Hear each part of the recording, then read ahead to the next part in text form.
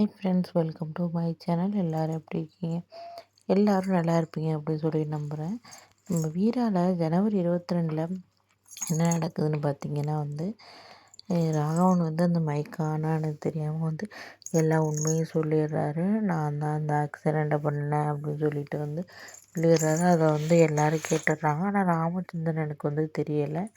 இப்போ ஃபேமிலியெல்லாம் ராமச்சந்திரனுக்கு தெரியக்கூடாதுன்னு தான் அந்த விஷயம் நினச்சாங்க. ஆனால் எல்லாருக்குமே அது தெரிஞ்சிடுச்சு. இப்போ ராமச்சந்திரனை தவிர. இப்போ பார்த்திங்கன்னா மாறனும் நம்ம கார்த்தி ராகவனை பார்த்து பேச வந்திருக்கேன். நீ ஏன் இப்படி பண்ணுற? என் மேலே கோவம் தான். அது நான் இது பண்ணுறேன். ஒன்றை திட்டுற உரிமை, இது பண்ணுற உரிமை எனக்கு இல்லையா? எனக்கு இல்லாத உரிமையாக நீ என்னை அடிக்கிற உரிமை உனக்கு இருக்குது. எல்லாமே இருக்குது. என்ன திட்ட உரிமை உனக்கு இல்லையா? அது மாதிரி தான். நீ என் மேலே கோவம் தான் என் மேலே காட்டு. வீணாக ஏன் வீட்டை விட்டு வந்தேன். இப்போ அப்பா அதை நினச்சி கஷ்டப்பட்டுக்கிட்டு இருக்காரு. அந்த மனுஷன் பார்க்க தான் வெளியே தான் இருக்கார். ஆனால் அவர் ஒரு குழந்த மாதிரி. யார் ராகவா அப்படி எல்லாம் கஷ்டப்படுத்துகிற எல்லாரையும்?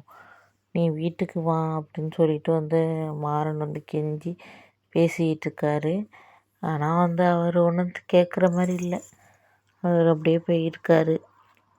இதுக்கு இடையில பார்த்திங்கன்னா இந்த உண்மை எங்கே தெரிஞ்சிருமோ அப்படிங்கிற பயத்தில் வீட்டில் உள்ளவங்க எல்லாம் இருக்காங்க ராமச்சந்திரனுக்கு.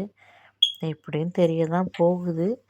இருந்தாலும் தெரியாமல் பார்த்துக்கணும் அப்படின்னு சொல்லிட்டு எல்லோரும் இருக்காங்க. ஆனால் பார்த்திங்கன்னா ஒரு வழியாக தெரிஞ்சிடும். எப்படியும் இன்னும் கொஞ்ச நாளில் தெரிய தான் போகுது.